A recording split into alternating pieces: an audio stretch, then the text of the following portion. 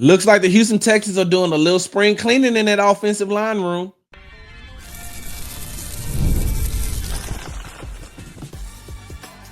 You are Locked On Texans, your daily podcast on the Houston Texans. Part of the Locked On Podcast Network, your team every day. Hey, what's going on, Battle Red Nation? Welcome to the Wednesday edition of the Locked On Texans podcast, a part of the Locked On Podcast Network, your team every day. I'm Texas Credential Media member and insider Brian Big Sarge Bearfield, and thank you for making us your first listen of the day. Now, on today's show, we'll talk about the defensive safety valves, no more house money left for the Texans, and the Texans are cleaning out their offensive line room. Now, I don't know where the term spring cleaning came from. I don't know the origin. I don't know where it came from, but I do know the meaning. I do know the meaning behind spring cleaning. And the meaning behind it was you wanted to, after coming out of the winter, coming out of a harsh winter, you wanted to open up the windows and let some fresh air in. You wanted to, open up the shades and let some sunlight in. Like springtime is a vibrant time. Springtime is where you renew yourself, where you refresh yourself coming out of the winter. Now, I can't speak for head coach DeMeco Ryans. I can't speak for general manager Nick Caserio. I can't speak for offense coordinator Nick Caley. I can't speak for offensive line coach Cole Popovich. But if I could, I would say, hey, they're doing some spring cleaning in the offensive line room. Shaq Mason will be a post-June 1 cut. Laremy Tunsil got traded to the Washington Commanders. And on Tuesday, the Houston Texans traded former first-round pick offensive guard Kenyon to the Philadelphia Eagles for CJ Gardner-Johnson. Now, they sent Kenyon and a 2026 fifth-round pick to the Eagles for Gardner-Johnson and a 2026 sixth-round pick. Looks like to me that the Houston Texans are doing some spring cleaning in that offensive line room. They want to open up the windows. They want to get some fresh air up in there. They want to raise up the shade and get some sunlight in there. And look, it's something that you can expect when you look at a brand new offensive coordinator in Nick Caley, who wants to implement his own system, along with Cole Popovich, who has been with the Houston Texans, but needs to change the culture and the mindset in that offensive line room. I mean, that's 3 starters that are gone. 3 starters that the Houston Texans have moved on from. Now, there won't be any tear shed for Kenyon in Houston. Kenyon did not have a lot of supporters. And I know that on this show, and I read the YouTube comments, y'all like to be like, Sarge is Kenyon Green's uncle. All right, I get that. You can say that. You can call me Kenyon Green's uncle because I use logic. If you want to call me Kenyon Green's uncle because I use logic, I'm cool with that. You're looking at a young man who was a 2-time consensus All-American coming out of Texas A&M, one of the best run blockers in college football. And one of the reasons why Lovie Smith wanted him so much was because he because he was a good run blocker, and Lovie Smith wanted to run the ball. So that's why they selected him with the 15th pick in the 2022 draft. That's why they brought him out, because they said, we got us a road grader. Now, the problem with Kenyon was he was great at run blocking, but he was not good at pass blocking. And that's the one thing that I've always said, and I'm not going to make any excuses for Kenyon. He's not a good pass blocker. Kenyon will tell you that he struggles with pass blocking. So you look at a young man that came in his rookie year, going up against some of the best defensive tackles in the league. We're talking about a rookie going up against some very good veterans, most of who got extensions after that year. But you're going up against them, and then you get hurt. And then you missed your entire second year due to an injury. And they tell you, all right, when you come back, we need you to be at this weight. We need you to be more mobile. We need you to be able to pull and do different types of things at that position. We're going to give you an opportunity to prove to us that you can be a starter in this league. We're going to give you your job back. We're not going to take the job away from you because you got injured. And then Kenyon Green just wasn't good. He was not good. And this is something that Kenyon Green has admitted. When Kenyon Green was pulled from the lineup because of ineffective play, one of the first things he did was he came and he said, I should have been pulled. I was not playing good. I take all of that upon myself. That's a young man who stood up and said, it was me. I'm not doing good. Now, side note, you can look at this and say and try to blame everything on Kenyon Green, but that offensive line was still bad after Kenyon Green went out. Kenyon Green didn't give up the majority of the sacks when he wasn't in the game. How can he do that? The last time we see the Houston Texans play was against the Kansas City Chiefs in the divisional round, and they gave up 8 sacks. Kenyon Green didn't play a down. There's other games that Kenyon Green, because he got injured, he came back. He was just a healthy scratch. They wouldn't play him. And they were still giving up sacks. They were still ineffective in the run game. They were still ineffective on the field. They were still ineffective in second half scoring. It had nothing to do with Kenyon Green. But I get it. And I can understand it from the Houston Texans perspective of, hey, maybe it's time for us to give this young man a fresh start. They're sending him to the Philadelphia Eagles, with the best offensive line coach in the NFL. The best. And maybe this is something that'll help revitalize the career of Kenyon Green. This is something that'll help him later on down the line. I mean, you may look up in 3 or 4 years and Kenyon Green is one of the best offensive linemen in the league. Or you can look up and he could be gone. So I can understand what the Houston Texans did. I can understand what the Houston Texans did by trading Kenyon Green. And later on in the show, we'll talk about how trading him actually helped them on the defensive side of the ball. But I think it was time for Kenyon Green to go to. It's time for Kenyon Green to get a fresh start, because if he comes back in and had another ineffective year like he did last season, it'll look bad. It'll look terrible. And like I said, yes, there have been a lot of critics as far as media is concerned. There's been a lot of critics as far as the fans are concerned, and I hear you and I understand.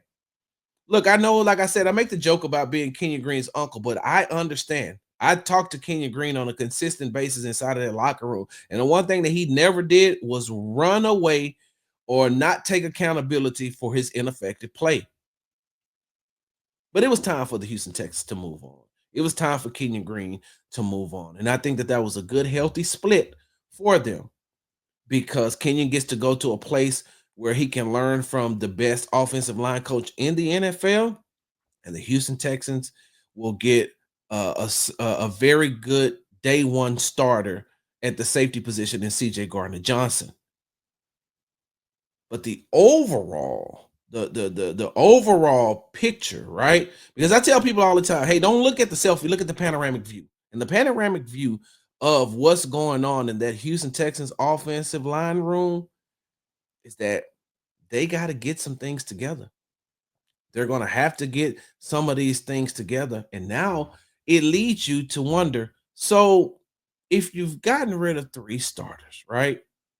2 of which you deemed ineffective as far as Shaq Mason is concerned and Kenyon Green is concerned. 2 of those who are in that interior offensive line, both guards, something that the Houston Texans has to address quickly if they want to make sure that their franchise quarterback and CJ Stroud stays upright. That's something that they're going to have to address in the draft. I mean, they're trying to do it in free agency, but it looks like everybody is starting to get wrapped up. Now, they did sign former Seattle Seahawks offensive guard Laken Tomlinson, who was Pro Bowler who was selected to the Pro Bowl, in 2021. He's probably the likely starter at left guard. He's very durable. I don't think that he's missed a game in a there's been some years since he's missed a game. He's a very, very durable left guard. And so we're going to see how he's going to be that. And so I can see how the Houston Texans are trying to address that by signing guard Laken Tomlinson to a 1-year deal. They're also going to have to go in with a mindset inside of the draft and saying we're going to find some interior offensive line help, because moving on from Kenyon Green, putting Tomlinson in that spot means that they're probably going to start out at the right guard position with Juice Scruggs, who ended the season playing that right guard position. And so, is this a temporary fix, or have the Houston Texans finally been able? Have the Houston Texans prepared to go in with with Titus Howard, Laken Tomlinson, Jared Patterson, Juice Scruggs, and Blake Fisher as their offensive line starters? Because if I'm CJ Stroud, I'm looking and I'm saying to myself, okay, I get it. I understand you got rid of my blind side help. And I don't know if you're gonna put Blake over there, and I don't know if you're gonna put Titus over there, but you're gonna have to get somebody to protect my blind side, right? And now he's looking, do I have the protection in the middle to be able to protect me when I'm dropping back? Will I have the time? Because the amount of sacks and the amount of hits that he took last season was not good. But I tell you one thing, I'll tell you this. Offensive coordinator Nick Caley and Cole Popovich, oh, they better be they better be the second coming of shoot. They better be the second coming of something. They better be the best of the best. They better be the best of the best, because the Houston Texans don't have no more house money to play with. This show is sponsored by BetterHelp. Taking care of your mental health can feel like a big investment, but it's just as important as taking care of your body. Traditional in-person therapy can cost anywhere from $100 to $250 per session, but with BetterHelp, you can save up to 50% per session. BetterHelp offers a flat fee for weekly online therapy sessions, making professional support more accessible and affordable. With over 30,000 therapists and over 5 million people helped, it's the world's largest online therapy platform. Most of you all know that I am a veteran of the United States Army. I was part of the United States military. That's where Sarge comes from. And during my service, during my time in the military, um, I developed some mental health issues. I developed some things that I dealt with and still deal with on a consistent basis. And one thing that helps me is having somebody to be able to listen to me. Sometimes you don't need someone to respond, you just need someone to listen to you so you can be able to get it out of your system. Get it out of your system because of the overwhelming things that could happen to you on a day-to-day basis. And listen, you don't just have to be a veteran to seek help. If you're dealing with mental health issues, then you need someone who's going to listen and also respond when you need them to. So that's why it's so important to get the help that you need, and BetterHelp provides that. Your well-being is well worth it. Visit betterhelp.com/locked on today to get 10% off your first month. That's BetterHelp, HELP.com/locked on. Welcome back to the Locked On Texans podcast. All right, so the Houston Texans have been very successful in the last 2 years under head coach DeMeco Ryans, right? They have been very successful in the last 2 years by reaching the AFC divisional round of the playoffs, winning the AFC South 2 years in a row, winning 10 plus games. Like, when you look at the Houston Texans and the under DeMeco Ryans in their first 2 years, you can see, okay, they have a blueprint. They have a road to success. but there's still a lot of things that need to be fixed. There's still a lot of things that need to be done in order for them to take that next step. If you're looking at them like a Kansas City Chiefs, if you're looking at them like the Baltimore Ravens, if you're looking at them like the Buffalo Bills, if you're looking at them like that team that's ready to take that next step and contend in the AFC Championship game and potentially make it to a Super Bowl, there's some things that has to be done. There's some things that has to be done. And unfortunately, the Houston Texans don't have any more house money to play with. Sarge, what do you mean by they don't have any more house money to play with? What I mean is that in the first 2 years is like, okay, here you can either lose all the money and be unsuccessful, or you can go to the blackjack table and hit the first 2 times you play. Double your money. In the first 2 years, the Houston Texans has had success.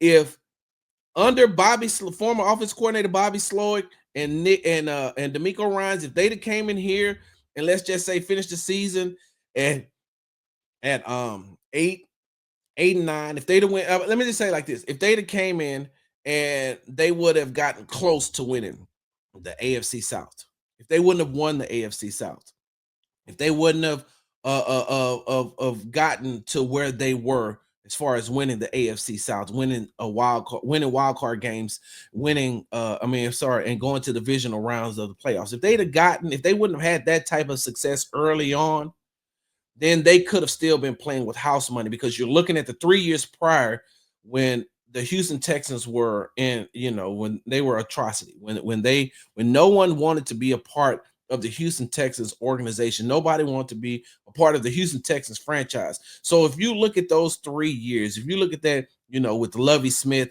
and David Culley, and you look at what went on with former quarterback Deshaun Watson when he was here, it was a very toxic place if you're on the outside looking in, the Houston Texans.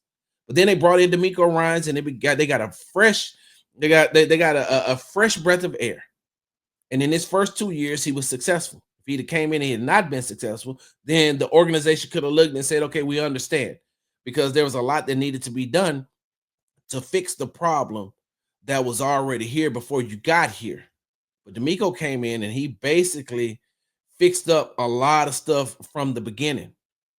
And that moved them into a different tier. That moved them to a different mindset of the fans. Now the fans they need it. They want it. Hey man, this is what you did for us in 2 years. This is what we want. The problem is going into the year 3 of DeMeco Ryans, he no longer has that house money to play with. They don't have the house money to play with. You have got to have results. And just winning the AFC South, winning a wild card game, getting to a divisional round and losing, that can no longer happen, because that 2-year window is up. Now for the next 3 years, you're going to have to look at it. The organization and the fans are looking at it as, all right, so what are y'all going to do in these next 3 years?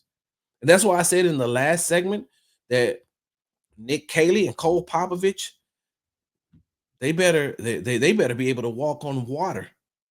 And the problem that they're going to have, and the problem that they're running into, like we talked about with the offensive line room being clean, they don't have everything that they need on the offensive side of the ball.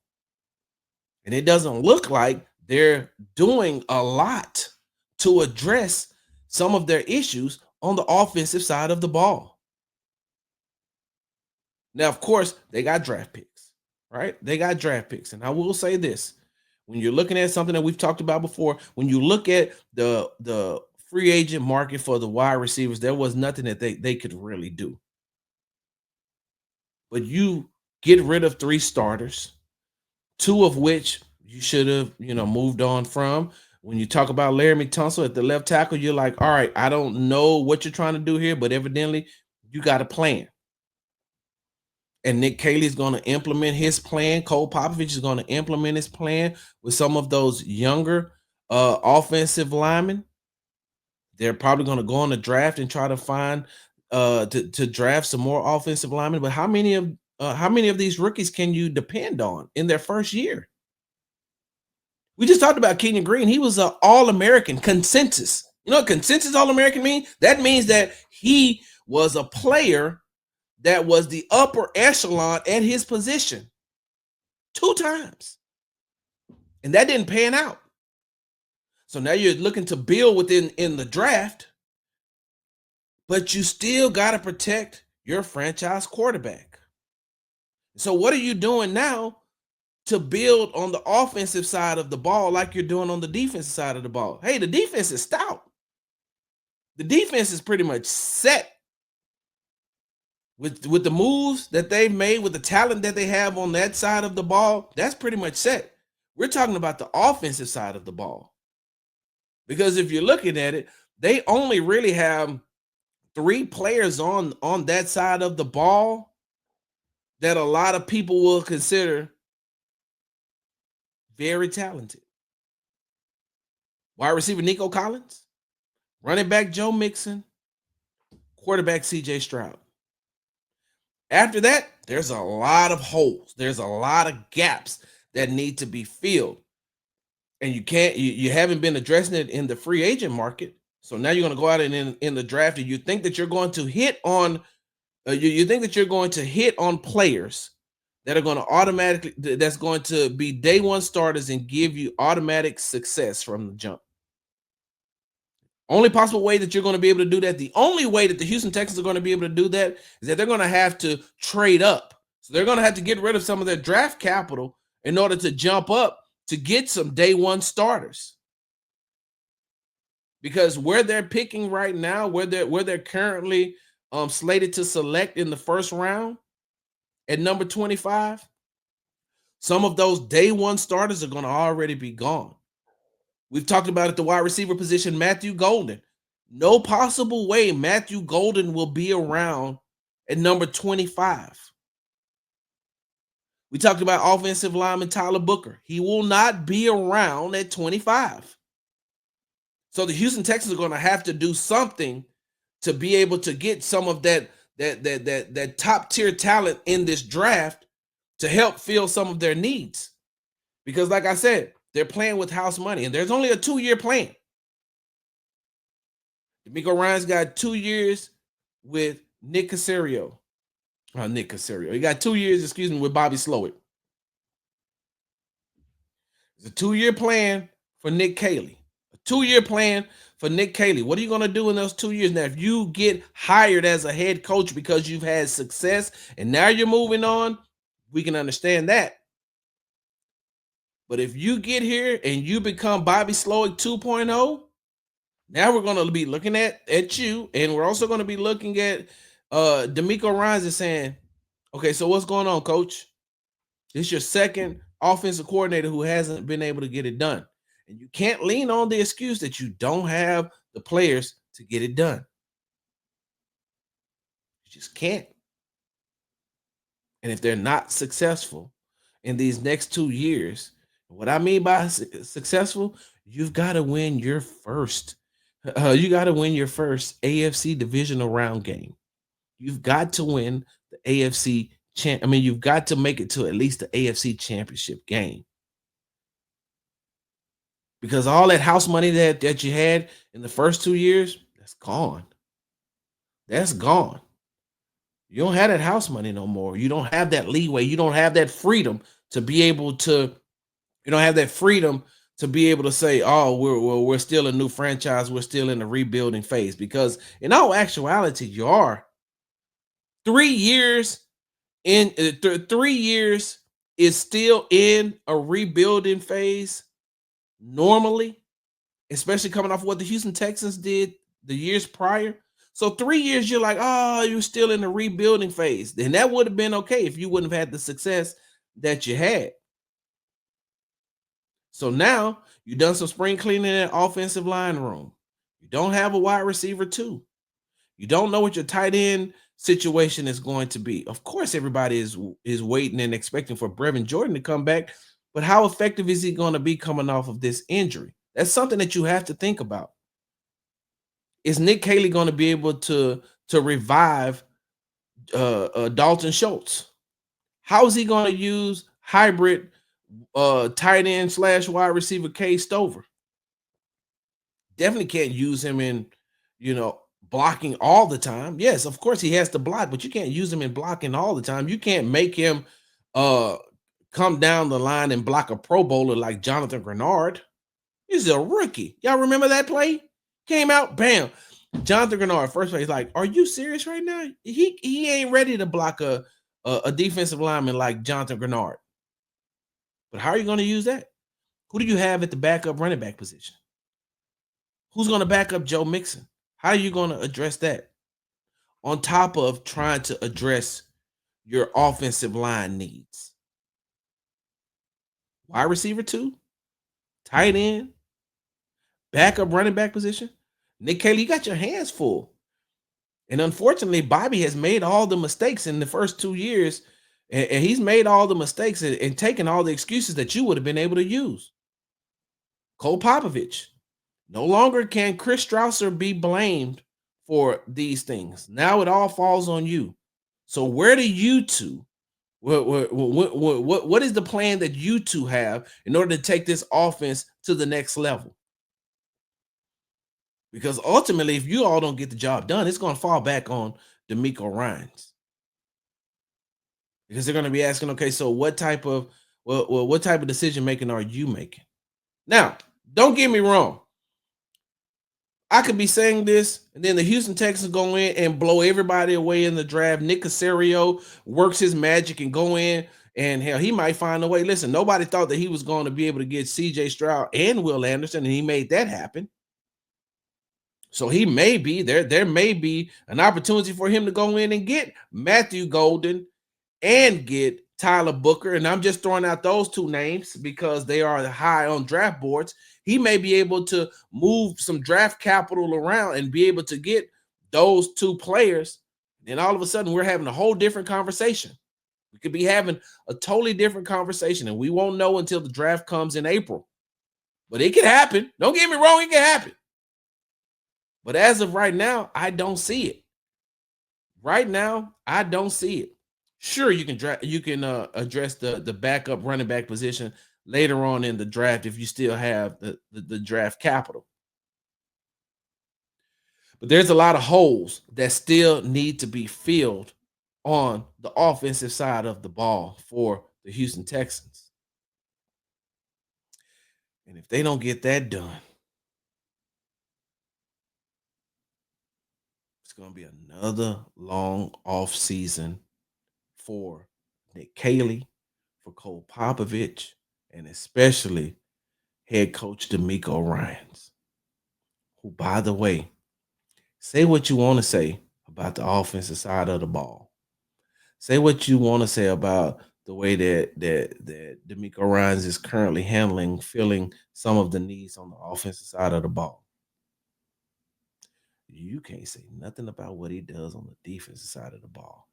And that man has a brilliant mind for defense. You know how I know? Because the trade that the Houston Texans made on Tuesday with the Philadelphia Eagles solidified a position, a weakness, a hole that the Houston Texans have been trying to fill for the last 2 years. And DeMeco Ryans finally got it done. This is a message from sponsor Intuitive TurboTax. Texas was waiting and wondering and worrying if you were going to get any money back, and then waiting, wondering, and worrying some more. Now Texas is matching with a TurboTax expert who can do your taxes as soon as today. An expert who gives you your taxes their undivided attention as they work on your return while you get real-time updates on their progress so you can focus on your day. An expert who will find every deductible possible and file every form, every investment, everything with 100% accuracy. Also you can get the most money back guaranteed. No waiting, no wondering, no worries. Now this is taxes. Get an expert now on turbotax.com. Battle Red Nation, welcome back to the Locked On Texans podcast. And once again, thank you for making us your first listen of the day. All right, so we've been talking about the trade that the Houston Texans made with the Philadelphia Eagles, sending offensive guard Kenyon Green and a 2026 fifth-round pick to the Philadelphia Eagles for safety CJ Gardner-Johnson and a 2026 sixth-round pick. And now what that does is that solidifies a hole that the Houston Texans have had at the safety position for a very long time. Now, we talked about the draft earlier. The Houston Texans hit on Kalen Bullock. Came out of USC. But what they seen in him and what DeMeco Ryans has said on numerous occasions and what the Stephen Adegoji has said, the safeties coach on numerous occasions, hey, we got us one. He's one. He's one of them ones. Now, tackling, he's going to learn how to do. Coming out of college into the pros, coming out of USC, playing for the Texans, being drafted by the Texans, coming out of USC, he didn't have to do too much as far as tackling is concerned. Everybody should have been able to handle that. But if you're going to play for a DeMeco Ryans defense, you're going to have to be able to tackle, and he wants his safeties to be able to come downhill and make tackles. You also got to be able to cover, but you also got to be able to come downhill and make tackles. And the one thing that they did by getting CJ Gardner-Johnson, you got somebody who won. And I'm going to say this again because you've heard this before, has that swarm mentality, who's not afraid to hit, who's not afraid to come down and run support, who has the mindset of, I don't care who I'm playing against. I don't care where you're ranked in statistically in the NFL. I don't care what the pundits are saying about you. I don't care how much your fans love you. To me, you're just an opponent. I don't care what you do. I'm here to play. And sometimes he wins those battles, and sometimes he loses those battles. But in his mind, he has that same mindset like a Kamari Lassiter. He moves exactly like a Kamari Lassiter. A Kamari Lassiter moves like him. Whatever the case may be, the Houston Texans have solidified their corner positions in all-pro cornerback Derek Stingley and potential future all-pro Kamari Lassiter. They fixed up top in last year's draft by getting Kalen Bullock. And now, in this just trade, they've gotten CJ Gardner-Johnson, who not only will he come down and mix it up, not only will he mix it up with you, he's a ball hawk too. Now the Houston Texans have two ball hawking safeties that are back there and just roaming. And I'm pretty sure that CJ Gardner-Johnson is going to teach Kalen Bullock some of the ways, that he can come down and help and run support. Teach him some of the ways to be able to see the field just a little bit better. As a rookie, sometimes Kalen Bullock would make a false step, and that would hurt him. We've seen some of the games where he may have taken a bad angle or taken the wrong step, and then he gets beat deep on the pass, or he gets beat on the pass. And that's something that's, that's understandable because he's a rookie and he was still learning the game. So CJ Gardner-Johnson, especially coming off of playing in the Super Bowl, winning the Super Bowl, going up against the, one of the best, if not the best quarterbacks in the NFL in Patrick Mahomes, and still, being a part of that defensive unit that helped confuse him a lot throughout that Super Bowl. But CJ Gardner-Johnson is good in run support. He has that swarm mentality, but he's also a ball hawk. Last year, he had 35 tackles, 12 pass deflections, and 6 interceptions. Six interceptions. We're talking about a guy who led the league in interceptions one year. But last year, he had 35 tackles, 12 pass deflections, and 6 interceptions. Kalen Bullock in his rookie year, 51 tackles, 11 pass deflections, and 5 interceptions. That's 11 interceptions. 11 interceptions between your safeties. We're not talking about your cornerbacks. We're not talking about linebackers. We're talking about safeties. Your safeties have 11 interceptions combined. You put that with helping in the run support and still being in coverage, but able to take the ball away, something that we seen the Houston Texans be able to do at a very effective clip last season. Like, we watched the Houston Texans be able to demoralize offenses by taking the ball away. Now, look, I know that the Lions game didn't turn out the way that the Houston Texans wanted it to be. They had 5 turnovers in that game. They forced one of the most efficient passers in the game, Jared Goff, into 5 interceptions. And that was only when they only had one safety that'll go get the ball. Now you got 2 safeties that'll go get the ball. And so now these defensive safety valves that the Houston Texans have, what that does is for Derek Stingley and Kamari Lassiter, they know that we can do what we need to do right here. We could even take some gambles and some risk right here in this area, because over the top help, who we have behind us, we know that they got that covered. We know, especially in the passing game, that, hey, behind us, we're good. We don't need nothing else. We're good behind us in the passing game. We ain't got nothing to worry about when it comes to that, because we got 2 safeties behind us with a combined 11 interceptions. Now, you look at that, right? You look at those 2 safeties, and then you come down and you look at Kamari Lassiter and you look at Derek Stingley. And then you look at the linebacker core of Azeez Al-Shaair and Henry To'oTo'o, and all of those guys moving in coverage. And then you got to go and look at the amount of pressure that defensive line is putting on you.